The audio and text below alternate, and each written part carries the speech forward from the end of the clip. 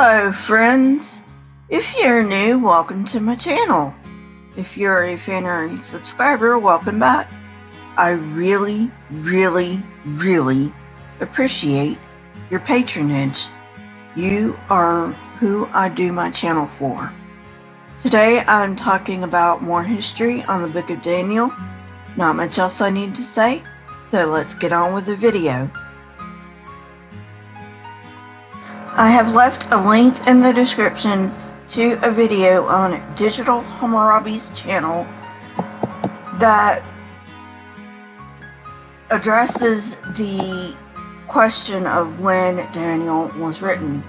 Dr. Josh, in addition to being an Assyriologist, completed seminary, but he did not become a pastor.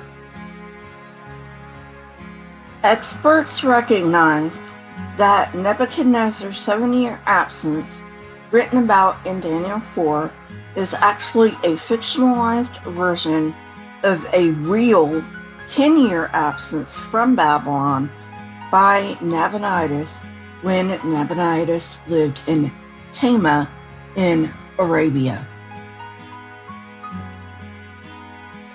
How do we know this? We have Nabonidus' own inscriptions from Haran that possess eerie literary similarities with Daniel 4.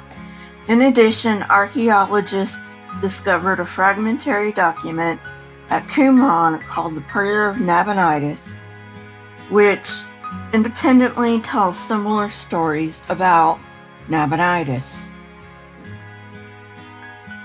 The narrative of the dream in Daniel 2 also suggests that this was originally in regards to Nabonidus, since he is the only one of the Neo-Babylonian kings to concern himself with dreams. The narrative in Daniel 2 cannot be any earlier than the Hellenistic period, since the dreams it contains reference a series of kingdoms that concludes with Alexander the Great and his successors. Still, the Nabonidus traditions and the narratives, as well as the focus on the Babylonian court, suggest that the Daniel narratives originated among Jewish exiles in Babylonia. The memory of Nabonidus didn't have much relevance to the Jews except during his reign, so many of the stories originally told about him were transferred to the much more historically significant King Nebuchadnezzar. Nebuchadnezzar's defeat of Judah, destruction of the Jerusalem temple, and the exile of many of the ruling class to Babylonia was the defining event in Judean history. Experiences such as these require strategies for understanding them. Making Nebuchadnezzar into an arrogant king who ultimately had to humble himself and recognize the power of the Jewish God addressed a very deep wound in Jewish cultural memory. The Jews also had to grapple with the fact that the end of the Neo-Babylonian Empire did not return Judah to an independent kingdom. Instead, it resulted in the establishment of the Persian Empire. Although Nebuchadnezzar served as a symbol for foreign monarchs in general, the Daniel narratives expanded in the Persian period to include stories of Cyrus and Darius. While the book refers to Darius the Mede, evidence suggests that the story originally referred to Darius I of Persia, 589 to 486. The uniqueness of the Greek version of Daniel lets us know that perhaps these chapters once formed a small booklet of Daniel stories that may be the core of the developing collection. Perhaps during the Hellenistic period, chapters 2 through 3 were probably added and edited smoothly into chapters 4 through 6.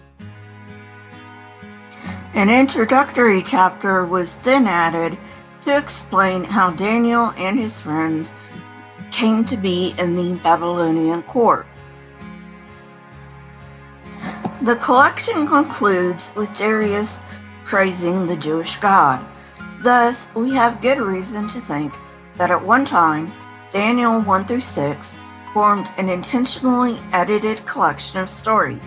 It is also reasonable to conclude that chapter 7 was a composition to complement the narratives sometime before chapters 8 through 12 were written.